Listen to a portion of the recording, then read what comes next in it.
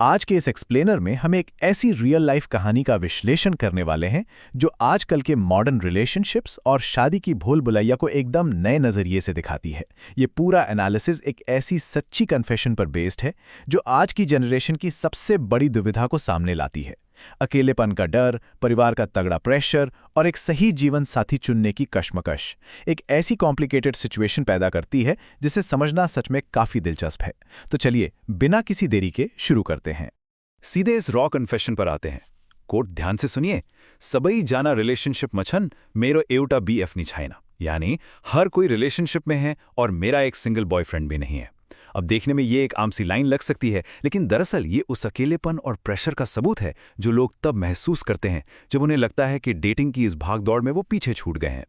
ये एक ऐसी यूनिवर्सल एंग्जाइटी है जो आजकल हमारे आसपास बहुत आम हो चुकी है। तो पहला हिस्सा, the quarter life dating pressure. यहां हम फोमो यानी फेयर ऑफ मिसिंग आउट और फैमिली एक्सपेक्टेशंस के टकराव को समझेंगे। इस पूरी कहानी में सबसे अहम बात है ये नंबर 24। जिस कन्फेशन की आज हम चर्चा कर रहे हैं उसकी मुख्य किरदार सिर्फ 24 साल की है और अपनी बैचलर्स डिग्री के आखिरी साल में है। ये वो स्टेज होती है जिसे अक्सर क्वार्टर लाइफ क्राइसिस कहा जाता है। एक तरफ पढ़ाई खत्म हो रही होती है, कैरियर की टेंशन सर पर होती है और ठीक उसी वक्त सोसाइटी और फैमिली की तरफ से शादी और रिलेशनशिप का चैप्टर खोल दिया जाता है। इस उम्र और इस प्रेशर को समझना इस पूरी स्थिति की एकदम शुरुआत है। अब कॉन्टेक्स्ट में एक और लेयर जोड़ते हैं। वो देश से बाहर अब्रॉड पढ़ाई कर रही है, एक नई जगह पर बिल्कुल अकेले रहना और वहां से सोशल मीडिया के जरिए दोस्तों को बैक होम रिलेशनशिप्स में आते हुए या शादी करते हुए देखना। ये जो दूरी है ना, ये फोमो को और भी कई गुना बढ़ा देती है।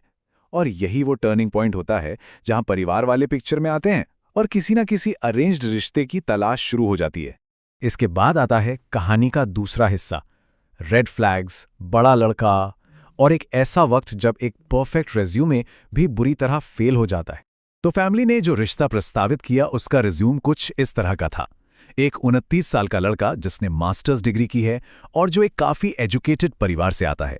अब अगर ऑब्जेक्टिव नजर से देखा जाए तो शुरुआती अपील बहुत स्ट्रांग लगती है ना।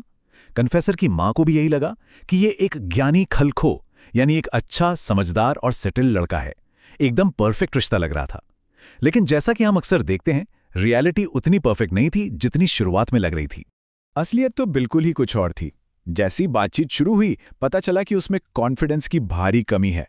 वो अपनी आधी चीजों और उम्र के बारे में झूठ बोलता है। लेकिन सबसे चौंकाने वाली बात ये सामने आई कि वो प्राइवेट चैट्स के स्क्रीनशॉट्स जाकर अपनी माँ और बहन के साथ शेयर करता है, जिसकी वजह से बहन और इस लड़की के बीच एक्चुअल में झगड़ा तक हो गया। और इतना सब पंगा करने के बाद उल्टा वो लड़की को इमेच्योर कहता है। ये एक 29 साल के इंसान का मम्माज बॉय होने का सबसे बड़ा उदाहरण है। ये साफ बताता है कि सिर्फ उम्र बढ़ने और डिग्री लेने से कोई इमोशनली मैच्योर या इंडिपेंडेंट नहीं हो जाता। यहां से कहानी तीसरे हिस्से की तरफ मुड़ती है।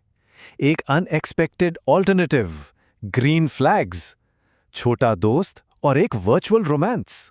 इस नए कनेक्शन को समझने के लिए इस टाइमलाइन पर ध्यान दीजिए। 10वीं क्लास में ये दोस्ती फेसबुक के जरिए शुरू हुई थी।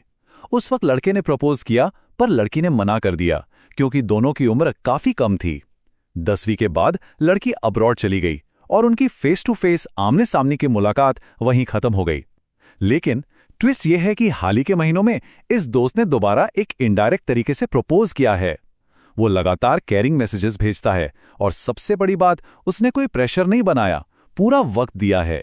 ये समय और कंसिस्टेंसी सच में एक बहुत गहरे धैर्य को दर्शाते हैं जो उस ओल्डर मैच में बिल्कुल नहीं था। इस नए विकल्प के ग्रीन फ्लैग्स काफी स्पष्ट हैं। एक तो वो लड़का उम्र में इनसे 1.5 साल छोटा है। दूसरा, दोनों सेम बैचलर्स फील्ड में पढ़ाई कर रहे हैं, जिससे दोनों के बीच एक बहुत ही डीप अंडरस्टैंडिंग है। देखिए, जब दो लोग एक ही एकेडमिक बैकग्राउंड से होते हैं और लंबा समय एक दूसरे को समझने में देते हैं तो उनकी म्यूचुअल अंडरस्टैंडिंग काफी स्ट्रांग हो जाती है।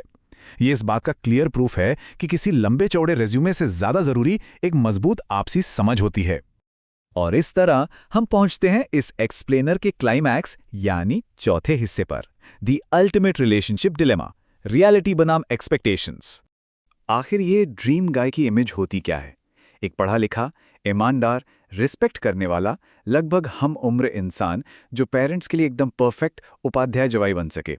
ऐसे में मन में ये ख्याल आना काफ़ी लाजमी है कि क्या इस कैटेगरी के सारे जेन्युइन और ईमानदार लड़के सच में पहले से ही टेकन हैं।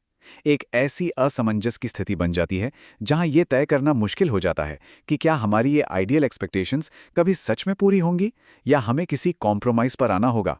चलिए अब इन दोनों ऑप्शंस को आमने सामने रखकर परखते हैं। एक तरफ है वो 29 साल का अरेंज्ड मैच, जिसके पास मास्टर्स डिग्री है, पेरेंट अप्रूवल है, लेकिन जो पर्सनल बाउंड्रीज को रिस्पेक्ट नहीं करता और झूठ बोलता है। और दूसरी तरफ है वो छोटा दोस्त जो 10वीं क्लास से साथ है, कांस्टेंट है, और पता है सबसे बड़ी आयरनी क्या है, वो भी एक उपाध्याय बाहुन ही है। यानी फैमिली की जो मुख्य कल्चरल रिक्वायरमेंट थी वो ये छोटा लड़का भी पूरी कर रहा है। फर्क सिर्फ इतना है कि वो उम्र में थोड़ा छोटा है और ये रिश्ता स्ट्रिक्टली लॉन्ग डिस्टेंस है। एक तरफ पेपर पर परफेक्ट पर रियल लाइफ में रेड फ्लैग है, और दूसरी तरफ थोड़ा अनकन्वेंशनल पर रियल लाइफ में ग्रीन फ्लैग है। तो इस सब के बाद आखिरी और सबसे बड़ा सवाल यही उठता है, क्या किसी को उस परफेक्ट ड्रीम पार्टनर का इंतजार करते रहना चाहिए जो शायद रियलिटी में एग्जिस्ट ही ना करता हो, या फिर उस लॉन्ग डिस्टेंस चाइल्डहुड फ्रेंड पर एक चांस लेना चाहिए जिसमें पोटेंशियल है, चाहे सोसाइटी की नज़र में वो थोड़ा अनकन्वेंशनल ही क्यों ना हो। यह सिर्फ इस एक कन्फेशन का सवाल नहीं है, बल्कि उन तमाम लोगों की कहानी का हिस्सा है जो प्रेशर और एक्सपेक्टेशंस के बीच फंसे हैं और एक सच्चे साथी की तलाश कर रहे हैं। इस बारे में ज़रूर सोचिएगा। यहीं पर हमारा आज का ये एक्सप्लेनर समाप्त होता है।